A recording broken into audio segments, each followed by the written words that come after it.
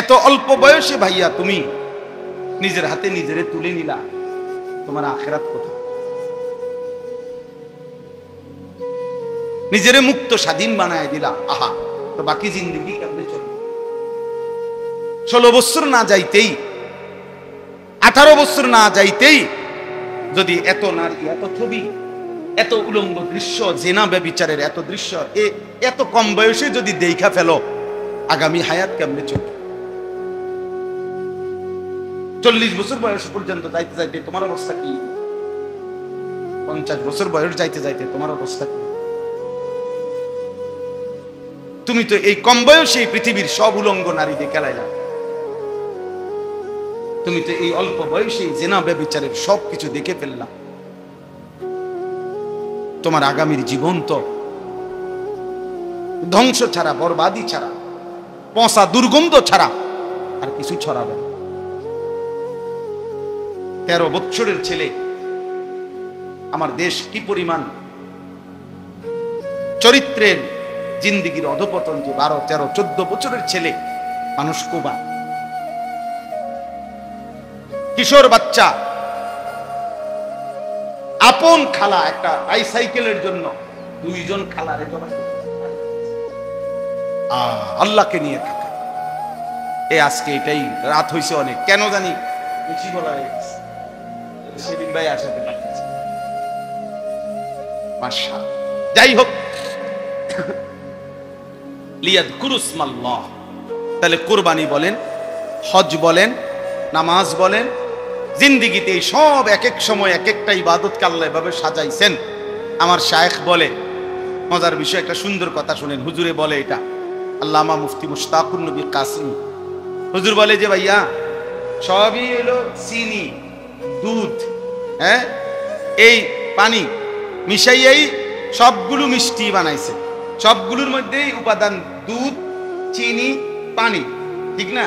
কিন্তু বিচিত্র মানুষের স্বাদের জন্য, বিচিত্র মজা আনার জন্য একটার নাম দিছে সন্দেশ, একটার নাম দিছে রসমালাই, একটার নাম দিছে কাঁচা গোল্লা, একটার নাম দিছে চমচম, হ্যাঁ, একটা ছানা বালুসা, একটার এই নাম ওই নাম, কিন্তু সবগুলো মিলাইয়া মূলত দুধ, চিনি, পানি। এত কিছু না কইরা একটা বড় কইরা ফুটবলের মতো মিষ্টির একটা ছাক্কা বানাই দিলে তোলা ভাবছি, বুঝেন না? অথবা আরো বড় ছাইয়া, যে এটা একবারে তোমারে বানাই দিলাম, এটার থেকে একবারে হাত দিয়ে কামড়া কামড়াইয়া যখন যে দূর লাগে খাইবা, ঠিক না? কিন্তু এই বৈচিত্র্যতা আসতো না তখন, ঠিক কিনা বলেন না কেন? তো আল্লাহ পাক রব্বুল আলামিন বান্দার মধ্যে যেন বৈচিত্র্যতা আসে, মজা আসে, স্বাদ আসে, এজন্য আল্লাহ বলছে একবার বলো সুবহানাল্লাহ, এটা এক মজা পাইবা। আবার বলো আলহামদুলিল্লাহ, আরেক মজা। এবার বলো আল্লাহু আকবার, তো আরেক মজা। এবার বলো লা ইলাহা ইল্লাল্লাহ, এবার বলো আস্তাগফিরুল্লাহ, এবার বলো সাল্লাল্লাহু আলাইহি ওয়াসাল্লাম, এবার বলো মাশা আল্লাহ, এবার বলো নাউযু বিল্লাহ, এবার বলো আস্তাগফিরুল্লাহ, এবার বলো ইন্না লিল্লাহ। বলতে থাকো, এক এক আইটেমে বলো, তো আলাদা আলাদা ভিন্ন ভিন্ন, কিন্তু ঘুরে ফিরে সবগুলোর মূল মাকসাদ আল্লাহ। লিয়াযকুরুসমাল্লাহ, রবের নাম জিন্দা করা। কার নাম? আল্লাহ। ফাইলাহুকুম ইলাহুম ওয়াহিদ ফালাহু আসলিমু, অতএব তোমাদের ইলাহ কেবলই একজন।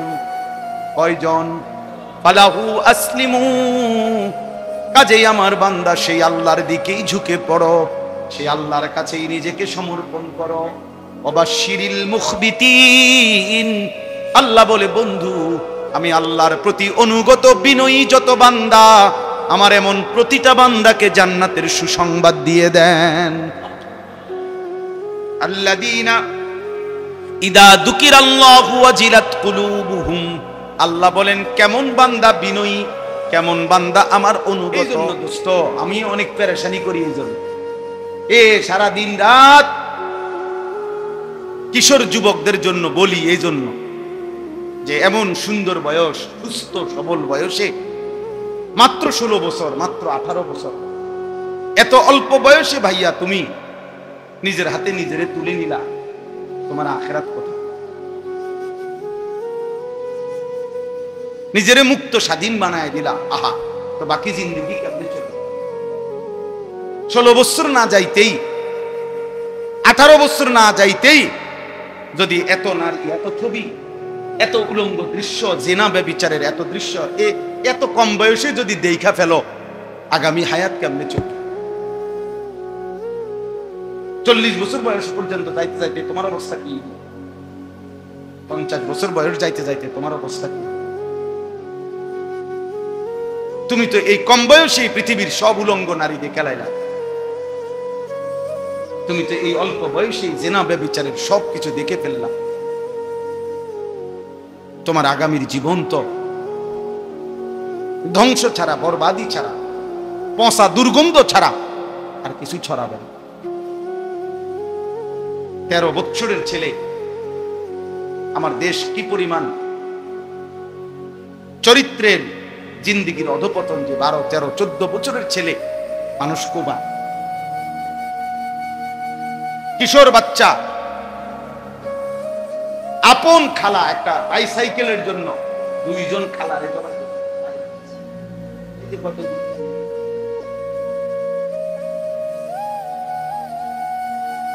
হ্যাঁ, বিষয়টা শহরে বন্দরে 14-15 বছরের কিশোর জ্ঞান, তার শরীরের চাইতে লম্বা চাপাতি দিয়া মানুষ কোপা। সে নিজেকে খুব ফুর্তি মনে করে, আমি বড় মৌজে আছি, আমার চুল বেঈমানের মতো, আমার পোশাক বেঈমানের মতো, আমি এক ওয়াক্ত নামাজ পড়ি না, আমি যখন মন চায় দিন নাই রাত নাই নারী দেখি, ছবি দেখি, আমার একটা মোবাইল আছে, উলঙ্গ ছবি দেখছি, বন্ধুদের আড্ডা দিতেছি, মোটরসাইকেল চালাইতেছি। কই এই পৃথিবীর কেউ নাই, আমার মা বাবা, আত্মীয় স্বজন, দেশ, বংশধর, একটা লোক নাই যে আমারে বাধা দিবে। আমার চাইতে বড় স্বাধীন, সে মুক্ত, সে আজাদ, কেউ তাকে বাধা দেয় না, কেউ তাকে ফেরায় না, কেউ তাকে ডাকে না, আহারে বাপ তুই তো বরবাদ হয়ে যাচ্ছিস, এই বাপ তুই তো জাহান্নামের আগুনে জ্বলবি, হায় হায় তুমি তো অনন্তকালের আগুনে পুড়ে যাবা। এই কথাটুকু কেউ তার জন্য এক ফোঁটা চোখের পানি ফেলে না, কেউ তারে ফিরায় না। মা বাপ যেন নির্বাক তাকায় আছে, সন্তানের অধপতন চোখের সামনে দেখতেছে, মাও খায়, বাপেও খায়, ঘুমায়, সবাই সবার মতো চলতেছে, আর চোখের সামনে মানব সন্তান চরিত্রহীন, লম্পট, দুশ্চরিত্র হয়ে, চূড়ান্ত ভাবে বখাটে হয়ে জীবনটা শেষ করে দিচ্ছে। কেন এমন হলো যুবক? তোমাদের যাদের জীবনে সারা দিনে, সারা বছরে, 6 মাসে 9 মাসে কেউ তোমারে আল্লাহর দিকে ফিরায় না, তোমারে নামাজের কথা বলে না, আখিরাতের কথা বলে না, তোমার চরিত্র সুন্দরের কথা বলে না। কেন বলে না? কেন বলে না? খোদার কসম আমি মনে রাখবো বাপ, কারো মনে শুইনো না প্রয়োজনে, কিন্তু আমার এই কথা মনে রাখো, কারণ একটাই, তোমার উপরে আল্লাহর লানত পড়ছে। খোদার লানত যার উপরে পড়ে তারে মাখলুক মুখ ফিরায় না। তোর উপরে আল্লাহ লানত পড়ছে, এজন্য আর তোর মা তোরে ডাকে না, আর তোর বাপও তোরে ডাকে না, আর তোর পাড়াপড়শি কেউ তোরে ডাকে না। তুই সবার সামনে চরিত্রহীন হয়ে যাচ্ছিস, সবার সামনে নষ্ট হয়ে যাইতেছ, তোরে কেউ ডাকে না। হ্যাঁ, আমার মনে আছে আমরা প্রাইমারি স্কুল থাকতে হিন্দু মাস্টার ছিল আমাদের একজন হিন্দু স্যার আছে, ওরে আমরা আজরাইলের মতো হিন্দু মাস্টার। গ্রামের দাদা, আমার দাদা না, কি গ্রামের দাদা, ওনার শাসনকে যেরকম ভয় পাইতো, গ্রামের চাচা, গ্রামের বড় ভাই, আজ মুসলমানের বাচ্চা তার আপন বাপকে 2 পয়সার কোন মূল্য নেই, আপন মা তারে 2 পয়সার কোন দাম নেই। খাইলে খাওয়াইবা, না হইলে বাইরে দাম, বাহ, পড়লে পড়ছি, না পড়লে না, টিয়া দাও, সুদে টাকা লাও, বিদেশ দামে কিস্তি লাও, যেমনে পারো বিদেশ পাঠাও, টাকা দরকার। সবাই মিলে মিশে নাফরমানির উৎসব করছে। আল্লাহর অবাধ্যতার প্রদর্শনী করছি আমরা। একটা ছেলে হলেও বুঝো বাবা, নিজের এভাবে নষ্ট করে দেওয়া, নিজের হাতে নিজেকে বরবাদ করে দেওয়া কোন বিবেকবান মানুষের কাজ হইতে পারে, মানুষের কাজ হইতে পারে। এটা জন্তু জানোয়ারের জন্য মানাইতে পারে, ইনসানের জন্য এটা মানায় না, মানায়। আল্লাহ আমাদেরকে বুঝার তৌফিক দান করেন। এই জন্য আমার দোস্ত, আমার নওজোয়ান, ফেরা দরকার, আল্লাহর দিকে ফেরা দরকার। এত বড় মালিকের নাফরমানি। শ্রোতা আসছে এখন,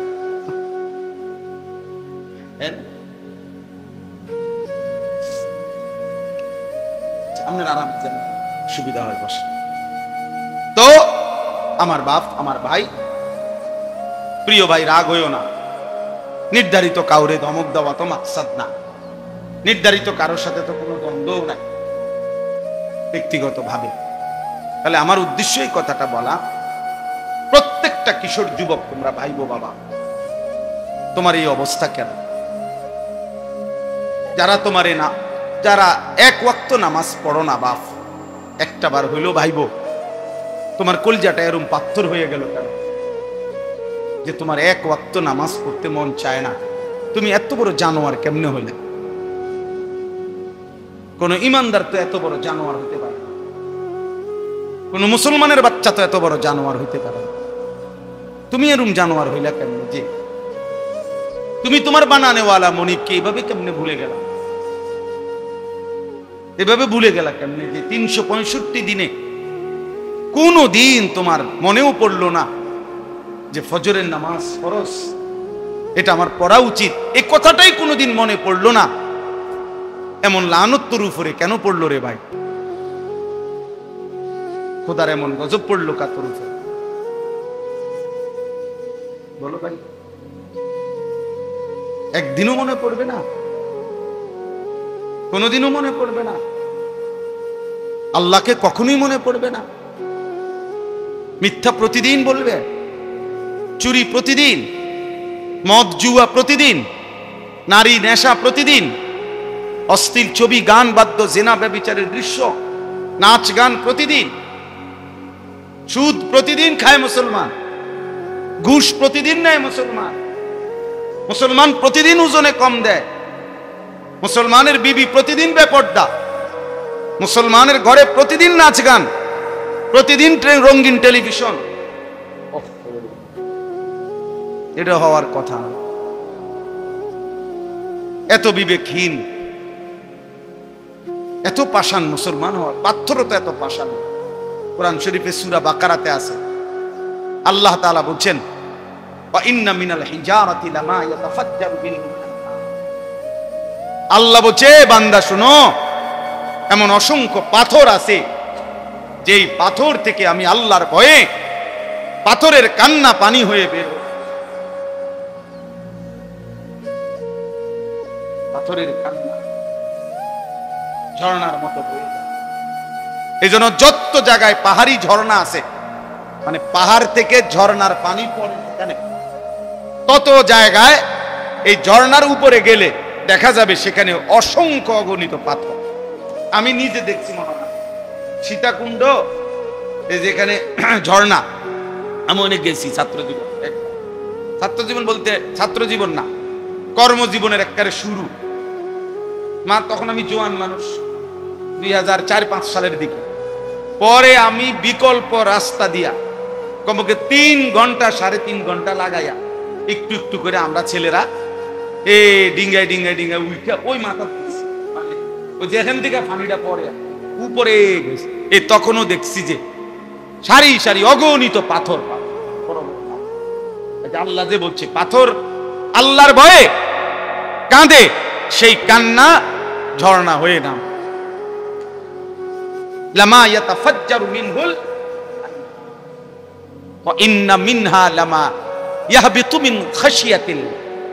কোরআন শরীফে আছে, আল্লাহ বলছে বহু পাথর আছে এমন, যেই পাথর আল্লাহর ভয়ে যখন লাফ দেয়, যখন উঠে পড়ে, তখন আল্লাহর ভয়ে ওই পাথর পাহাড়ের গা বেয়ে নিচে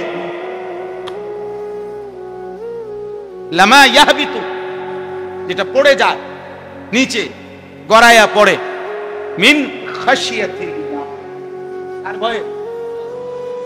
এই জন্য পাথরের গা বেয়ে যত পাথর পড়ে, পাহাড়ের গা বেয়ে, ঝর্ণার গা বেয়ে যত পাথর পড়ে, এরা প্রথমত তো কাঁদে, এরপরে আল্লাহর ভয়ে।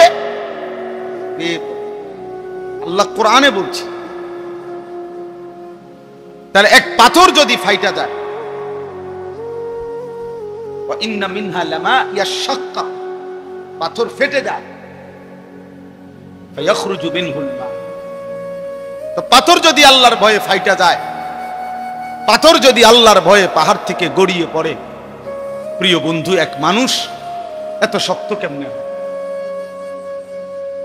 এক মানুষের দিল এত শক্ত কিভাবে হয় যে 30 বছর মিথ্যা বলে, 30 বছর সুদ খায়, 30 বছর ওজনে কম দেয়, প্রতিদিন নাচ গান দেখে, প্রতিদিন রঙিন টেলিভিশন চলে, প্রত্যেক দিন স্ত্রী বেপর্দা, প্রতিদিন ওজনে কম দেয়। আহা, এভাবে বুঝি মানুষ আল্লাহকে ভুলে যায়, এভাবে বুঝি মানুষ আখিরাত ভুলে যায়। তাইলে তার আর মুসলমানের বাকি থাকে কি? আল্লাহ আমাদেরকে বুঝার তৌফিক দান করেন। চলেন, আমার কথা আমি শেষ করতে হবে। একে তো গরম, রাত অনেক হয়েছে, এই জন্য আপনাদের কাছে আমি এটা বুঝাইতে চাই। ও আমার যে কথাটা মূল কথা ছিল যে মান সাকান, এই শব্দটা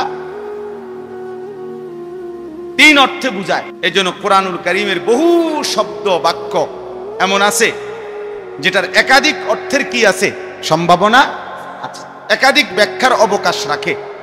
সেক্ষেত্রে উলামায়ে কেরামের সংস্পর্শ, সত্যিকার মুত্তাকি আলেমে দ্বীনের সান্নিধ্য এবং উনাদের থেকে সরাসরি বুঝা না ছাড়া, নিজে নিজে বুঝতে যাওয়া, পদস্খলন ছাড়া, অ্যাক্সিডেন্ট ছাড়া, বিপদ ছাড়া, আখিরাতের বরবাদি ছাড়া আর কিছু ডেকে আনি, আর কিছু ডেকে আনি।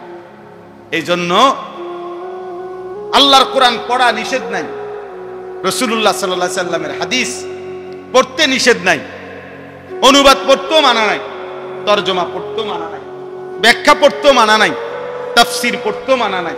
কিন্তু সিদ্ধান্ত নিতে গেলে উলামায়ে কেরাম থেকে নিজে নিজে সিদ্ধান্ত নেওয়ার অনুমতি নাই। বুঝেন নাই কথা? এইটা জরুরি বিষয়, এটা জরুরি বিষয়। এই জন্য আমরা প্রত্যেকেই উলামায়ে কেরাম ওনাদের কাছ থেকেই দ্বীন বুঝার সিদ্ধান্ত নেব, চেষ্টা করব ইনশাআল্লাহ।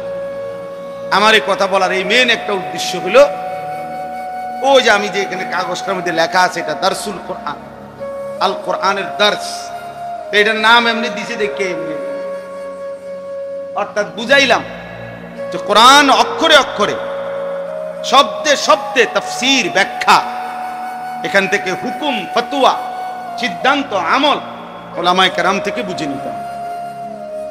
আমরা মাদ্রাসায় প্রতি লাইন উস্তাদের কাছে পড়ছি, কথা বুঝছেন না? এমন না যে হুজুর পড়া দিয়া দিছে বাড়ির কাজ, 3 পৃষ্ঠা বাংলা পড়ে আইছো, বা এই পৃষ্ঠার থেকে পৃষ্ঠা পড়ে রাখবো, পরীক্ষা দাইব, এই সমস্ত তরজমা আমরা পড়ি না। আমাদের যুগ যুগ ধরে, বিশেষ করে আমাদের কওমি মাদ্রাসার এটা বৈশিষ্ট্য যে প্রত্যেক শব্দে শব্দে আমাদের পুরা কোরআনুল কারীমের ব্যাখ্যা, অনুবাদ, সংক্ষিপ্ত তাফসীর পড়ানো। আলহামদুলিল্লাহ, আলহামদুলিল্লাহ। মানে এই আগের থেকে এই পর্যন্ত এটাই চলমান ধারা যে নিজে নিজে বুঝার চেষ্টা করা যাবে না, বরং উস্তাদের কাছ থেকে কি করতে হবে, বুঝতে হবে। মুআল্লিম এবং মুতাআল্লিম, ছাত্র এবং শিক্ষক, এই সম্পর্ক আজীবন থাকতে হবে। কেন? আমাদের নবী সাল্লাল্লাহু আলাইহি সাল্লাম নিজে বলছেন, বুইসতু মুআল্লিমা, আমি শিক্ষক হিসেবে প্রেরিত হয়েছি। অতএব নবী যেহেতু শিক্ষক, তো সাহাবায়ে কেরাম কি ছাত্র, তাহলে শিক্ষক এবং ছাত্রের এই তর্জ, এই তরিকা নববী তরিকা, অতএব এর ভিন্ন অন্য কোনো পদ্ধতিতে দিন শিখলে হবে না। অন্য পদ্ধতিতে দিন শিখলে, আমি এখন রিসার্চ করি হুজুর, ও নিজেও অনেক কিছু বুঝি, পণ্ডিতি মারে। আমার জীবনে আমি তো হজে উমরায় বিভিন্ন সময় জেনারেল বহু মানুষের সাথে তো আমাদের সম্পর্ক, যেহেতু ওয়াইজের কারণে, যে কোনো লোক যদি আমার অনেক বলে, অনেক সময় এমন হয়, আরে ভদ্রলোক বলতেছে হুজুর বিষয়টা অবশ্য আমিও জানি, আমারও আইডিয়া আছে, তারপরেও আপনার কাছ থেকে আবার শিওর হতে চাচ্ছি, একটু শিওর হতে চাচ্ছি, আপনি কি মনে করেন? আমি সব সময় বলি যে আমি কিছুই মনে করি, আমার এই ব্যাপারে তেমন কিছু জানা নাই, আপনি যেটা শিওর হয়ে দিয়েছেন সেটা মনে হয়। আপনি মাতবুরি করতে রাইছেন, হ্যাঁ? উনি সব জানে, আমার আইসি ইন্টারভিউ নিতে, আমি তো ইন্টারভিউ দিয়েই ফাঁস করে আইছি। কথা বুঝেন নাই? আমি তো সার্টিফিকেট আছে আমার কাছে, তো আমার উস্তাদরা তো বাইচা আছে সবাই, আপনি জিজ্ঞাইলেই তো চুরি করছে না করছে, তো জিজ্ঞাইলেই তো। এই জন্য এটা জরুরি বিষয়, বুঝা দিন বুঝা দরকার। কিতাবুল্লাহ, আসমানি ওয়াহি, আল্লাহর কোরআন এবং রাসূলের সুন্নাহ থেকে, তবে রিজালুল্লাহ, আল্লাহর পক্ষ থেকে মনোনীত উলামায়ে উম্মতের মাধ্যমে, দুইটাই লাগবে। শুধু ব্যক্তি বলে দিছে, এর কোনো কোরআন সুন্নাহর সাথে কোনো সম্পৃক্ততাই নাই, তাইলেও হবে। কথা বলেন না কেন? আবার কোরআন সুন্নাহর কথাটা কি বুঝাইতে চাইছে, এটা যদি আল্লাহ পাকের এই মনোনীত যুগ যুগ ধরে উলামায়ে উম্মত ব্যাখ্যা করে না দেয়, তাহলে নিজে নিজে বুঝতে যাওয়া, এটাও বরবাদ, এটাও পেরেশানি, এটাও মুসিবত, এটাও মুসিবত। আল্লাহ তাআলা আমাদেরকে প্রান্তিকতা থেকে হেফাজত করে। এবার আসেন বাকিটা শুধু তর্জমা বলি, তাইলে কথা শেষ। আল্লাহ তাআলা বলেন, ওয়ালিকুল্লি উম্মাতিন জাআলনা মানসাকান, প্রত্যেক উম্মত জাতি গোষ্ঠীর জন্য আমি আল্লাহ কোরবানি নির্ধারণ করেছি। ওই যে এখানে মনে আসেনি কি কইছিলাম, যে প্রাধান্য পাবে কোন অর্থ লিয়াজ। এখন আল্লাহ তাআলা বলেন, যদি বান্দা জিজ্ঞেস করে যে আল্লাহ কোরবানি আপনি কেন নির্ধারণ করছেন, কোরবানির মাকসাদ কি, তা আল্লাহ তাআলা বলেন, গোশত খাওয়া মাকসাদ, গরু কমাইয়া দেওয়া, ছাগল কমিয়ে দেওয়া পৃথিবী থেকে, এটা মাকসাদ না। বরং মাকসাদ এক নাম্বার, লিয়াযকুরুসমাল্লাহ আলা মা রাযাকাহুম মিন বাহিমাতিল আনআম, কোরবানির দিনে নির্ধারিত হালাল যেই চতুষ্পদ প্রাণী, যেগুলো আমি আল্লাহ আমার রাসূলের মাধ্যমে অনুমোদন দিয়েছি, গরু, ছাগল, ভেড়া, বকরি, দুম্বা, মহিষ, নাকি উট, যেগুলো আমি আল্লাহ অনুমোদন দিয়েছি, সেই হালাল চতুষ্পদ প্রাণী জবাই করবার মুহূর্তে সবাই মিলে যে আমি আল্লাহর নাম উচ্চারণ করে আল্লাহু আকবার বলে, তাকবীর দেয়, আমার নাম বলে, আল্লাহ বলে, বান্দা বিশ্বাস করো, আমার এই বুলন্দ নাম উচ্চারিত হবে, আমার নাম দিক দিগন্তে আলোচিত হবে, উচ্চ কণ্ঠে আমার ধ্বনি উঠবে, আমি এই জিকির, এই স্মরণ, আমার এই আওয়াজ, আমার এই নামের বুলন্দ ধ্বনি শুনবার জন্যই আমি আল্লাহ কোরবানি। আল্লাহু আকবার, বুঝছেন? আল্লাহু আকবার, এই ধ্বনি মালিকের বড় পছন্দের। ওয়ালিতুকাব্বিরুল্লাহ আলা মা হাদাকুম,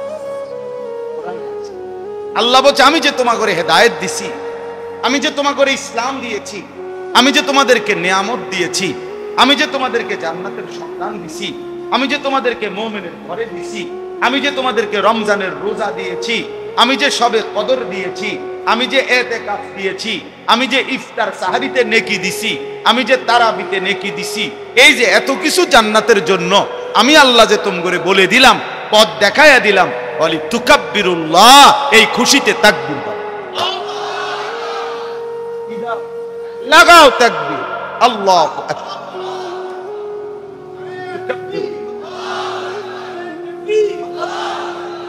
বলি তুকাব্বিরুল্লাহ, এই জন্য ঈদুল ফিতরের দিন ঈদুল ফিতরের নামাজ পড়া পর্যন্ত আমল কি? আল্লাহু আকবার, আল্লাহু আকবার, লা ইলাহা ইল্লাল্লাহ, আল্লাহু আকবার, আল্লাহু আকবার, ওয়ালিল্লাহিল হামদ। আল্লাহ যেন বলে বান্দা আবার বলো, আবার বলো, আবার বলো। তো ঈদুল আজহার দিনও আল্লাহ এটাই শুনতে চায়, ঠিক কিনা বলেন? আল্লাহ বলেন তোমার কোরবানির গোশত সিদ্ধ হইল না হইল, তোমার কোরবানির গরু বড় না ছোট, তোমার কোরবানির গরুর দিকে আমি আল্লাহ তাআলা এটা হিসাব করি না। তুমি যে সকাল থেকে নিয়ে আমি আল্লাহর নাম নিচ্ছ, আল্লাহু আকবার, আল্লাহু আকবার, লা ইলাহা ইল্লাল্লাহ, আল্লাহু আকবার, আল্লাহু আকবার, ওয়ালিল্লাহিল হামদ, এটা শুনতে চাই, এটা শুনতে চাই। এবার যদি হজ অর্থ নেন তাইলে একই অর্থ হবে লিয়াযকুরুসমাল্লাহ। আল্লাহ বলেন বান্দা আমি হজ্জের বিধান দিয়েছি কেন? আমার বান্দা যখন ইহরাম পরে তখনও বারবার আমার বান্দা আমার নাম বলে, লাব্বাইক আল্লাহুম্মা লাব্বাইক, লাব্বাইক লা শারীকা লাক লাব্বাইক, ইন্নাল হামদা ওয়ান নি'মাতা লাকা ওয়াল মুলক লা শারীকা লাক। আমার তাওহীদ বুলন্দ করে, আমার নাম বুলন্দ করে। হ্যাঁ, এজন্য সমস্ত ইবাদতের মধ্যে যদি সমস্ত ইবাদত উদ্দেশ্য নেন তো সব ইবাদতের মধ্যেই মাকসাদ আল্লাহকে স্মরণ করা। তাহলে যদি মানসাকান অর্থ কোরবানি নেন তাইলেও আল্লাহর স্মরণ, তাকবীর।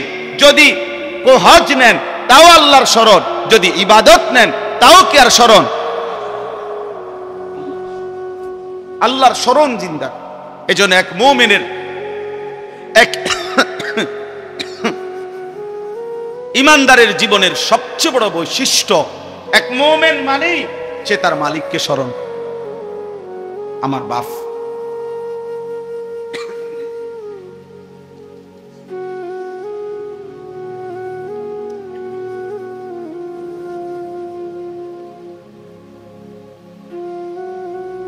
এজন্য পুরা কোরআনে আছে এটা বারবার, ফাইদা কাদাইতুমুস সালাতা ফাযকুরুল্লাহা কিয়ামান ওয়া কুউদান ওয়া আলা জুনুবিকুম। রব্বুল আলামিন বলে যখন নামাজ আদায় করেছো এখন কি করবা? লম্বা একটা ঘুম দাও। আল্লাহ বলে না, ফাযকুরুল্লাহ কিয়ামান ওয়া কুউদান ওয়া আলা জুনুবিকুম, দাঁড়িয়ে বসে শুয়ে যে অবস্থায় থাকো না কেন আমি আল্লাহর জিকির করো, আমার নাম বুলন্দ করো, আমারে ডাকো। রব্বুল আলামিন বলে ফাইদা কুদিয়াতিস সালাতু ফান্তাশিরু ফিল আরদি ওয়াবতাগু মিন ফাদলিল্লাহ ওয়াযকুরুল্লাহা কাসীরা। নামাজ শেষ হয়েছে বান্দা, ঠিক আছে, মসজিদ থেকে বের হও, জমিনে ছড়িয়ে পড়ো, যার যেখানে রিজিক আছে রিজিকের তালাশে কর্মের ময়দানে ছুটে পড়ো। তবে বান্দা স্মরণ করো ওয়াযকুরুল্লাহা কাসীরা। যেখানেই যাও, বাসে কিংবা গাছে, হাটে কিংবা বাজারে, ঘরে কিংবা বাহিরে, ব্যবসায় কিংবা চাকরিতে, আমি আল্লাহকে বেশি বেশি স্মরণ করো। আমারে ভুইলো না, আমারে সঙ্গী বানাও। ফাইদা কাদাইতুম মানাসিকাকুম ফাযকুরুল্লাহ কাযিকরিকুম আবাআকুম আও আশাদ্দা যিকরা। আল্লাহ বলেন হজ্জের সব কাজ যখন শেষ হয়ে যাবে এখন কি করবা? এখন কম্বল কিনবা, কম্বল কিনবা। হাজী সাহেব শুধু কম্বল কিনবে, শুধু কম্বল, শুধু মুসল্লা, শুধু কম্বল, শুধু ঘুরে আর ঘুরে। আল্লাহ বলেন না, ফাযকুরুল্লাহ, আমি আল্লাহ তাআলার জিকির করো, আবার আমার স্মরণে লাগো। রমজান শেষ হয়েছে, ওয়ালি তুকমিলুল ইদ্দাতা ওয়ালি তুকাব্বিরুল্লাহ। আল্লাহ বলে গুনে গুনে রমজান পূর্ণ করো। রমজান যখন পূর্ণ হয় এবার কি করো? ওয়ালি তুকাব্বিরুল্লাহ, আমার তাকবীর বলো, তাকবীর বলো। হর আমল, প্রত্যেক আমল ভাইয়া মালিকের চাওয়া, বান্দা আমল যখন যেটা দিছি তখন সেটা করো, বাকি জিকির আমারে ছাইরো না, আমার ডাক তুমি ছাইরো না। তুমি এখন কোনো আমল না থাকুক, মুমিনের কোনো অবসর নাই, মুমিনের এমন জীবন হতে পারে না যে এই মুহূর্তে আমার হাতে কোনো কাজ নাই, এটা কোনো মুমিনের জীবন না।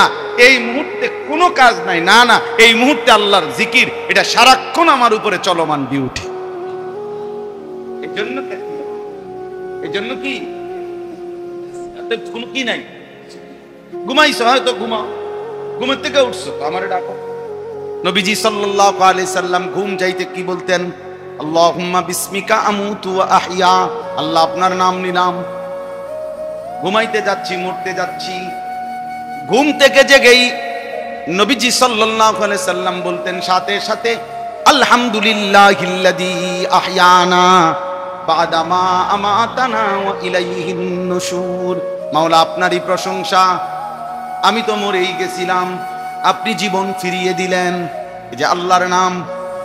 বাথরুমে ঢুকবার আগে যেন আল্লাহকে বলছে, আল্লাহ একটু পরে বাথরুমে ঢুকবই, এইটুকু সময় তো তোমারে ডাকা যাবে না টয়লেট বাথরুমে, ঠিক আছে মাওলা যেন শুরুতে ডেকে নিলাম। হ্যাঁ, আল্লাহুম্মা ইন্নী আউযু বিকা মিনাল খুবুসি ওয়াল খাবাইস, আগে ডেকে নিলাম। বের হইতেই সাথে সাথে রব্বুল আলামিন শিখাইছেন, নবীজি পড়ছেন, মাওলা আপনাকে কেমনে ভুলে থাকি, গফরানাকাল হামদুলিল্লাহিল্লাযী আযহাবা আন্নিল আদা ওয়া আফানি। আবার মাওলার নাম, কার নাম? এজন্য রব্বুল আলামিন বলেন, মান শাগালাহু যিকরি আন মাসআলাতি আতাইতুহু আফদালা মিম্মা উতিয়াস সাইলিন। আমার কোন বান্দা যদি আমি আল্লাহর জিকির বেশি বেশি করতে গিয়ে যদি আমার কাছে দোয়া করতেও ভুলে যায়, যদি আমার কাছে নিজের প্রয়োজন বলতেও ভুলে যায়, আমি আল্লাহ ওয়াদা দিলাম সব মানুষ চাইয়া আমি আল্লাহ থেকে যা নিয়েছে আমার জিকিরকারী বান্দাকে আমি তার চাইতে বেশি দেব।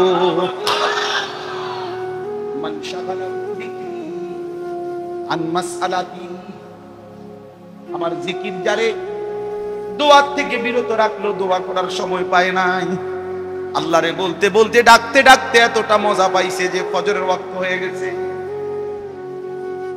সুবহানাল্লাহ, আলহামদুলিল্লাহ, আল্লাহু আকবার, লা ইলাহা ইল্লাল্লাহ। বারবার আল্লাহকে ডাকছে, আল্লাহ আল্লাহ আল্লাহ আল্লাহ আল্লাহ। বন্ধু আমার, হাদিসের মধ্যে আছে বান্দা যখনই আল্লাহকে ডাকে রব্বুল আলামিন সাথে সাথে বান্দাকে ডাকে। কোরআনেও তো আছে, ফাদকুরুনি আযকুরকুম, তুমি ডাকো বান্দা আমিও তোমারে ডাকবো। এখান থেকে জমিন থেকে বান্দা বলে আল্লাহ, রব্বুল আলামিন আর শাজিম থেকে বলে বান্দা। বলো না বান্দা আমি তো আছি, বলো না লাব্বাইক ইয়া আবদি, ও বান্দা আমার আমি হাজির, বলো। ফাইযা সাআলাকা ইবাদি আন্নী ফাইন্নী করিব, আমার বান্দা যখন কোনো কিছু চায় আমি আমার বান্দার একদম কাছে চলে আসি, আমি যেন কাছ থেকে শুনতে চাই। বল না বান্দা কি কি দরকার, বলো না বান্দা। উজিবু দাওয়াতাদ দাঈ ইদা দাআনি, যখনই আমার বান্দা ডাকে আমি আল্লাহ প্রতিটা ডাকেই জবাব দিয়ে থাকি। সুবহানাল্লাহ, কত আয়াত দরকার। উদউনি আস্তাজিব লাকুম ইন্নাল্লাযীনা ইস্তাকবিরুনা আন ইবাদাতি সায়াদখুলুনা জাহান্নামা দাখিরিন। আল্লাহ বলেন আমার কাছে চাইতে, আমারে ডাকতে যে অহংকার করে, মানে ডাকতে চায় না, খোদার কসম বন্ধু আল্লাহ বলছেন তারে লাঞ্ছিত করে বেইজ্জতি করে আমি জাহান্নামে ঢুকাবো। সায়াদখুলুনা জাহান্নামা দাখিরিন, তোরে আমি বেইজ্জতি করব। এজন্য যুবক মনে রাখো, 3টা বাজে বাইর হইছ, রাতের 11টা বাজে ঘরে ঢুকছ, 8 ঘন্টা এমন কিছু বন্ধু নামের দুষ্ট শয়তানের লগে আড্ডা দিছ। এই শয়তানগুলো 8 ঘন্টায় না তুমি না তোমার বন্ধু নামের এই শয়তান কারো মুখ দিয়ে একবার আল্লাহর নাম বেরোচ্ছে।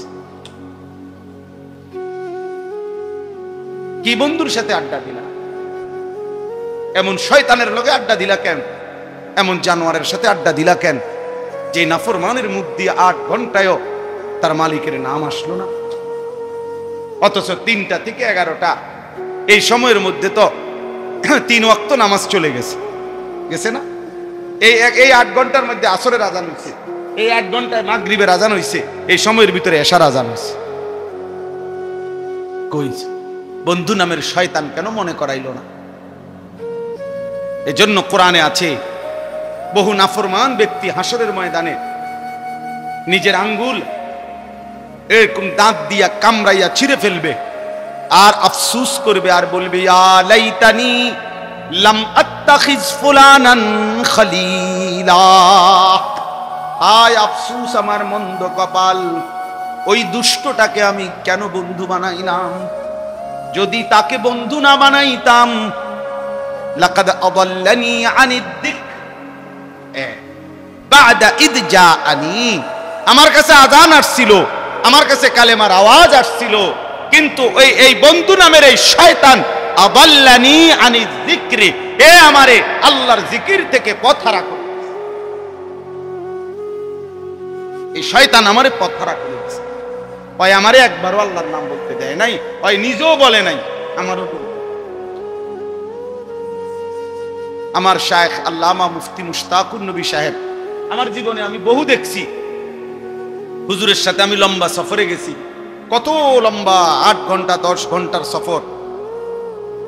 যখনই হুজুরের সাথে কোনো গল্প করতে চাইছি, গল্প মনে করেন এমনি গল্প, তার বাজে কথা না, প্রয়োজনীয় কথাই মনে করেন একটু এমনের কি গল্পর আকারে, যখনই হুজুরে দেখে গল্প জোরাইতে আছি, মানে গল্পের বাইল করছি মাত্র, হুজুর সাথে সাথে বলে মৌলানা 10 বার কুল হু আল্লাহ পড়লে জান্নাতে একটা ঘর হয়, চলেন কয়টা ঘর বানাই। মানে দিল আরে আলহামদুলিল্লাহ, আমার গল্পটার উপরে কি দিয়ে দিল? আলহামদুলিল্লাহ দিল। এইটা হুজুরে কর, 10 বার কুল হু আল্লাহ পড়লে কি হয়? জান্নাতে একটা, চলেন দুজনে কয়টা ঘর বানাই, মানে জান্নাতে। তার মানে কি? তার মানে কুল হু আল্লাহ পড়ে, কথা বন্ধ করেন, বক বন্ধ করেন। এই আমাদের কুমিল্লার বটগ্রামের হুজুর আল্লামা নুরুল হক সাহেব, যারা তাকে দেখছে জানে, আমি জীবনে কমপক্ষে 10 বছর ধরে আছি ওনারে লাগাতার। আমি এই 10 বছরে কোনো দিন ওনারে দেখি নাই প্রয়োজনের অতিরিক্ত এক শব্দ কথা বলে, প্রয়োজনের কথা শেষ উনি অন্য কাজে ব্যস্ত, হয়তো উঠে গেছে। আপনারা জিঙ্গাইতেও না যে আমি যাই, কথা শেষ। কেমন বান্দার জন্য জান্নাতের সুসংবাদ?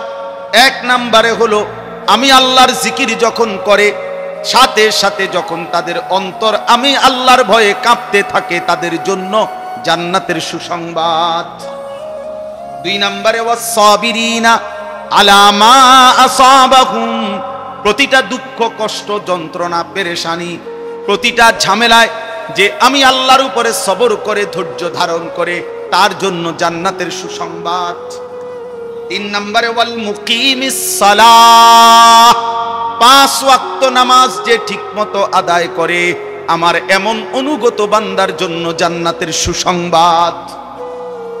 4 নম্বরে ওয়া মিম্মা রাযাকনাহুম ইউনফিকুন, আমি আল্লাহর দেওয়া রিজিক থেকে যারা আমার রাস্তায় খরচ করে, হজ ফরজ হলে হজ করে, যাকাত ফরজ হলে যাকাত দেয়, কুরবানি ওয়াজিব হইলে কুরবানি দেয়, আবার সাদাকাতুল ফিতির ওয়াজিব তো সাদকায়ে ফিতির আদায় করে, দান করে, সাদাকা করে, অভাবী গরিব দুস্থ অসহায় এতিম বৃদ্ধ নারী, প্রতিটা বিপদগ্রস্ত প্রতিটা দিনই কাজে যে দান করতে থাকে, আল্লাহ বলেন এমন বান্দার জন্য জান্নাতের সুসংবাদ।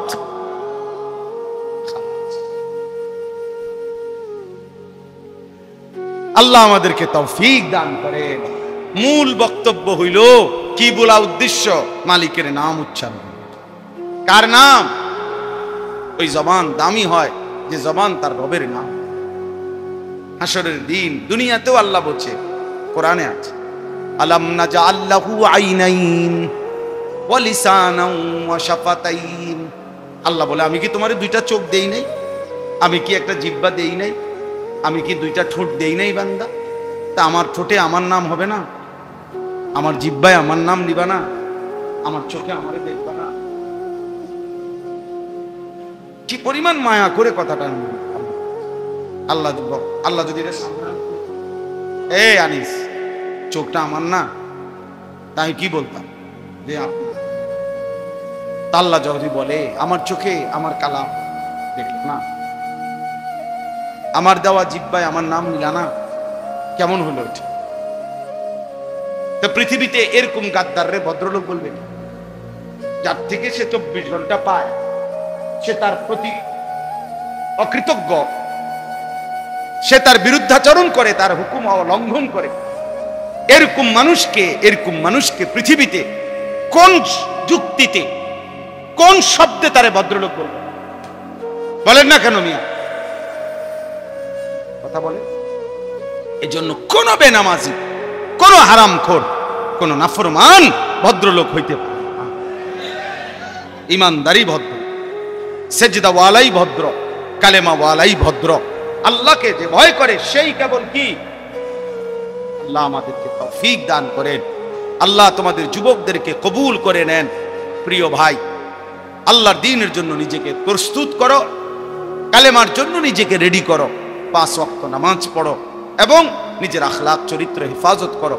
নারী, ছবি, মদ, জুয়া, জেনা, ব্যভিচার, অশ্লীল দৃশ্য, এই চুলের বেঈমানি ফ্যাশন, কাফের মুশরিকদের অনুসরণ, এটা ছাড়ো বন্ধু, এটা ছাড়ো। বিবেককে কাজে লাগাও, হায়াতকে কাজে লাগাও, সময়কে কাজে লাগাও। নিয়ত করো, এখন হজ্জের মৌসুম।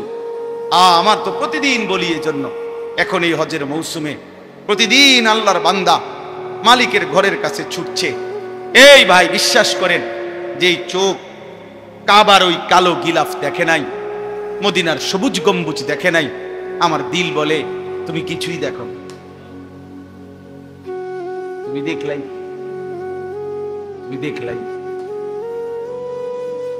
কাবার কালো গিলাফই দেখো নাই, তুমি জীবনে কিছুই দেখো, মদিনায় দাঁড়াইতে পারো নাই, তুমি বন্ধু কিছুই দেখো।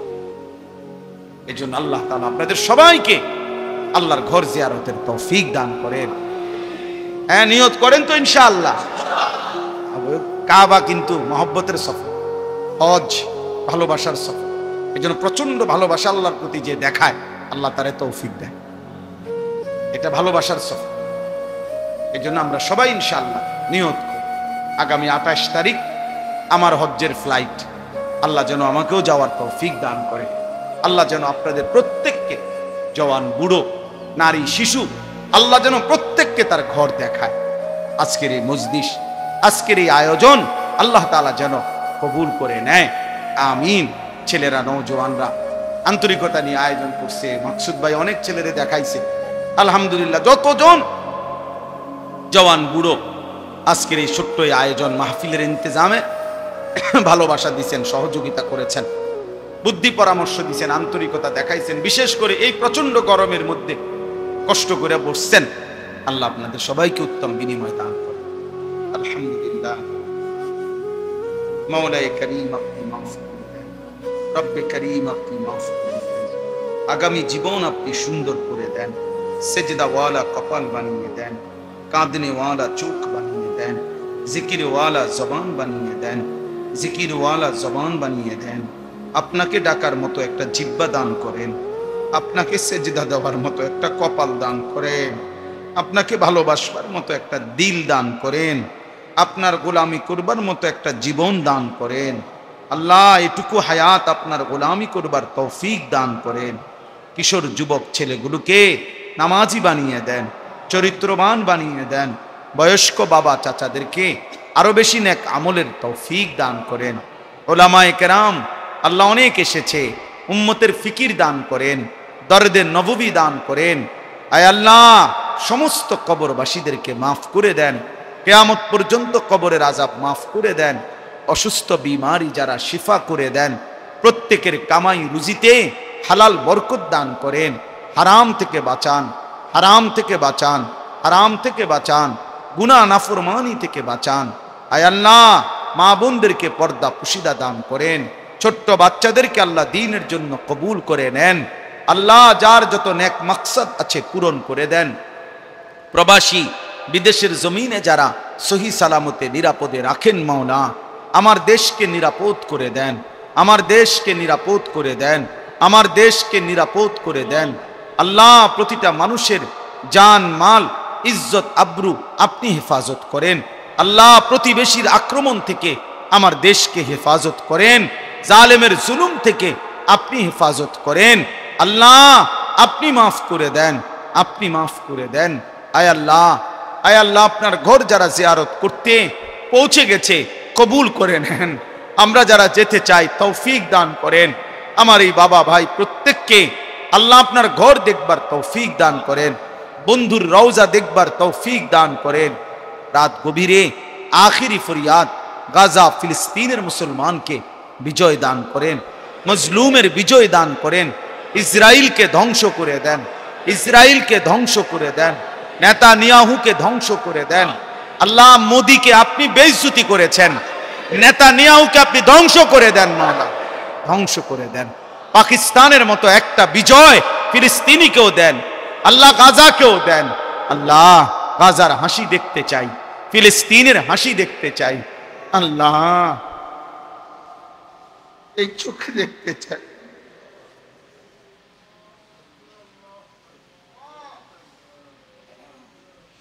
আল্লাহ মজলুমের বিজয় দান করে, কালেমার বিজয় দান করেন, হকের বিজয় দান করেন। আল্লাহ এই যুবক ছেলেগুলো, কিশোর ছেলেগুলো, ওদেরকে সেজদাওয়ালা বানিয়ে দেন। আল্লাহ এরা দ্বীনের দিকে না আসলে আগামীর মাহাদির জন্য লড়বে কে? কালেমার জন্য লড়বে কে? মাওলা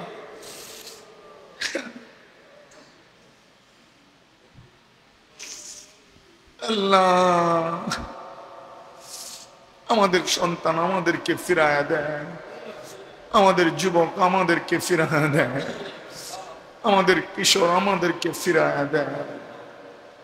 রব্বির হামহুমা কামা রব্বায়ানি সগীরা। আয় আল্লাহ প্রত্যেকের নেক মাকসাদ পূরণ করে দেন।